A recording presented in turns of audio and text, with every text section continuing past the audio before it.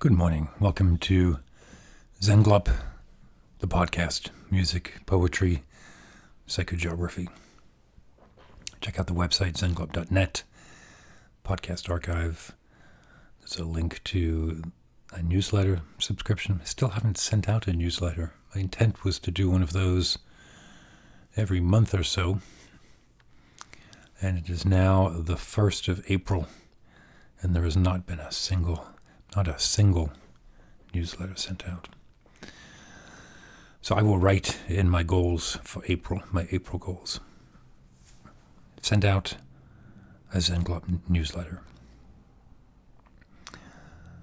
So what am we talking about today? I am reading a collection of Stoic literature. Mostly the Roman Stoics. And I picked this up. It's actually a book I picked up as an audible, as a recorded book. It's by a guy called Ward Farnsworth.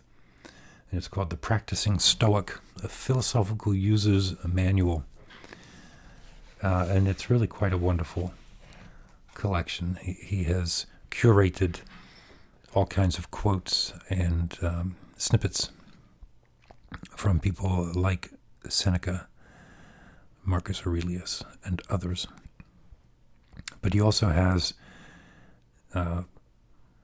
really insightful connecting bits. Do you know what I mean? It's not just a book of quotes. He's got some helpful direction on how to think about Stoic literature. So I enjoyed listening to the Audible book. It was one that I had in my rotation for dog walking. It took a couple of weeks to listen to. I enjoyed it so much that I purchased a hard copy. And then I realized that this same author, Ward Farnsworth, has a series of books on the English language, on rhetoric and style and metaphor. Well, he follows the same practice. He has examples from famous or not so famous but important documents, and then his own interesting and useful direction around it. So the book I'm reading in parallel to this on style takes a lot of examples from Abraham Lincoln and Winston Churchill, for example. So these are good books to have on my desk, and then during the workday, if I find myself with 5 or 7 minutes spare, instead of scrolling through Facebook, which is my natural default, I will pick up one of these books and read a paragraph or two. So that's all by way of context. The Stoics are interesting for many reasons, but I'm particularly interested in their writings about death and about mortality. And they view mortality as really just one more external influence or external event towards which we should apply our thought, our emotions, but apply the same characteristic of thought to our mortality that we would apply to a mosquito bite or a relationship loss or a financial misfortune. Right? A mosquito bite, by the way, not meant as an example of something trivial. A mosquito bite is infuriating.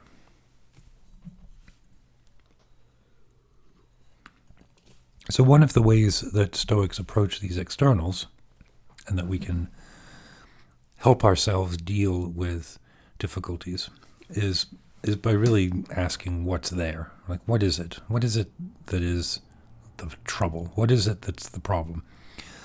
And apply some rational thinking to it. But I want to be careful about saying that, because the impression that Stoicism is effectively and necessarily a negation of emotion is not the case, and probably a bigger topic that we'll pick up along the way here. It's similar in ways to the reaction that you can have towards some of the Buddhist teachings around emptiness. It's easy to take that teaching and interpret it as in kind of a negative way, in a nihilistic way. And although there is renunciation in both Stoicism and in Buddhism, it is not it's not a renunciation drawn from nihilism or lack of confidence or lack of meaning. It's the reverse. So let's come back to that. I'll make a note to pull on that thread some more. And look, I mean, I've talked about things like that in other episodes, but what I want to do today is line up two references that may not immediately suggest themselves as partners in Stoic thinking. And that's in part because the second, if the first is Marcus Aurelius from his Meditations, the second is Philip Larkin. And Philip Larkin was not Stoic in his reaction towards mortality, whether someone else's or particularly his own. What he is in the poems is a wonderful articulator of the dilemma.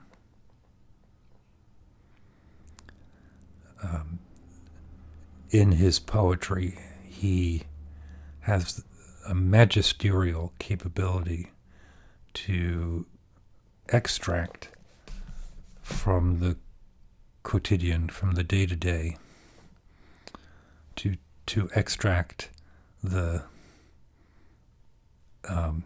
existential essence. Now, he would not, I don't think, appreciate the word existential there, and it's not the right word. It's the one that comes to mind, but he'll squeeze the moment and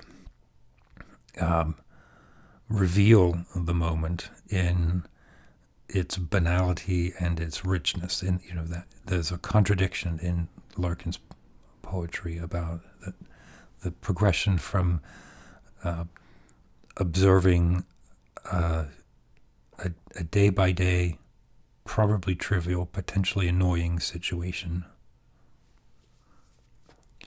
but transforming that into an appreciation of the richness of that experience in that moment. But within that, Larkin is always concerned about the end of that experience and the end of his own fullness of experience, meaning his mortality, meaning his death. And I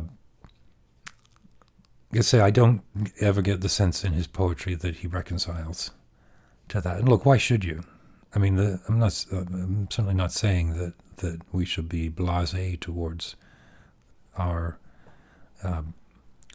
death, but in particular, then Larkin in his poem Obad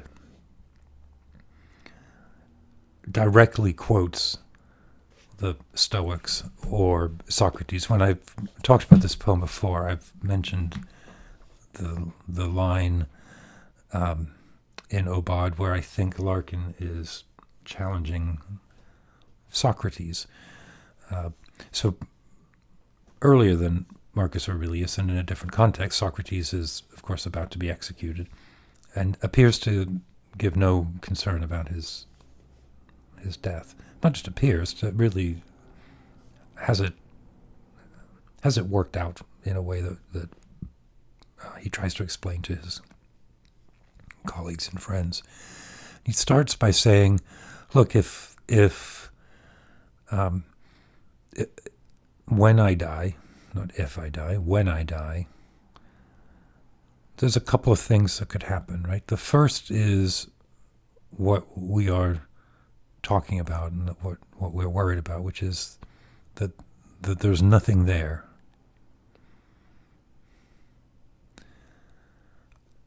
And then what's to worry, right? There's a transition, and Socrates doesn't speak so much about that, but Aurelius does, and the Stoics will say that what we're really afraid of isn't being dead. If being dead means nothing, not even dreams, no sensation, then we're not afraid of that. We're afraid of the process to get there and the anticipation of that. So if that's the case, Socrates is like, man, he sort of shrugs that off. If, on the other hand, when he dies, he transforms into some ethereal substance and then spends the rest of eternity in conversation with good people and wise philosophers, then holy shit, what else could you ask for? Right? So Aurelius, Marcus Aurelius, from his Meditations, says this. Again, this is a collection of quotes. I am thinking of reading Meditations, but I haven't read it myself. Marcus Aurelius: he who fears death fears either the loss of sensation or a different kind of sensation. But if you will have no sensation, you will feel nothing bad. And if you have a different kind of sensation, then you will be a different kind of living being and will not have ceased to live. That I find really important. Listen to Larkin. I won't read the whole poem. The first couple of stanzas describes him waking up in the early dawn hours and considering his own death. And then he says, right?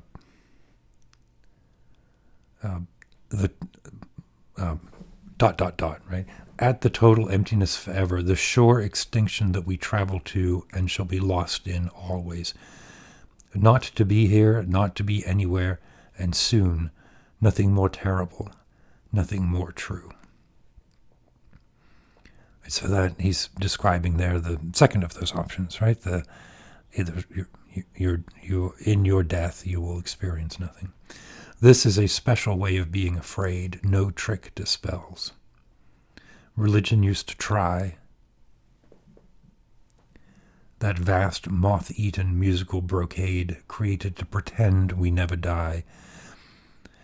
And specious stuff that says, no rational being can fear a thing it will not feel, not seeing that this is what we fear. No sight, no sound, no touch or taste or smell, nothing to think with, nothing to love or link with, the anesthetic from which none come round.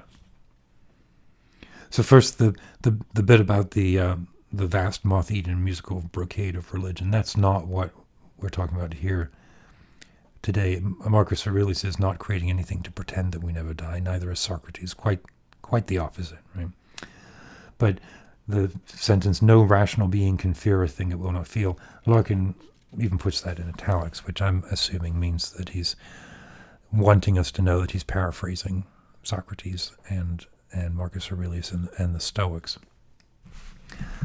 But what he's done here, I think, this is not seeing that this is what we fear.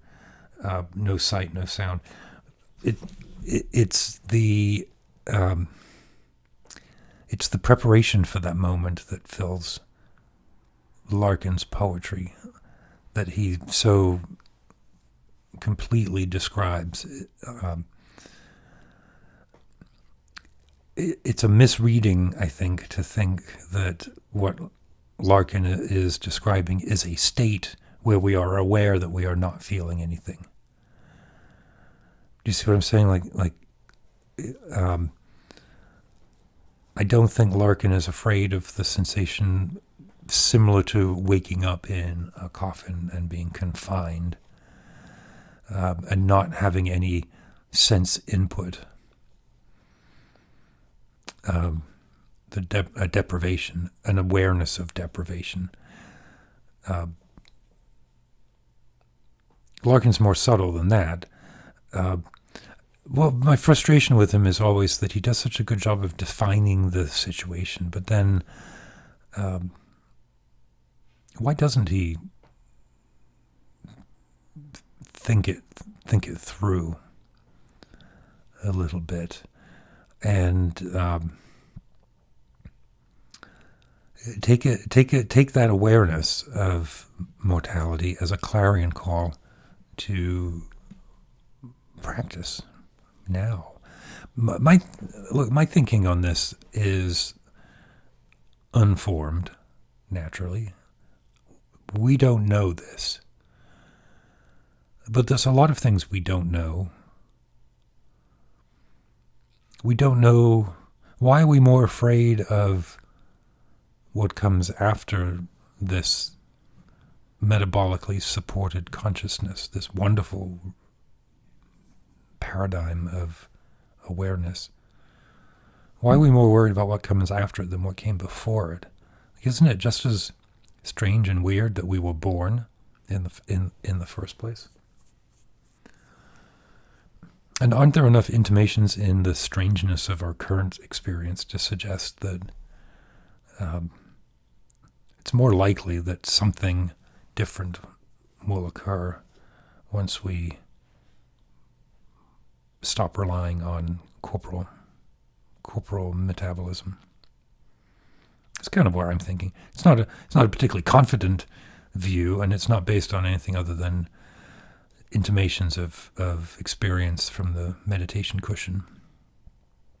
But I love that poem it's Obad by Philip Larkin.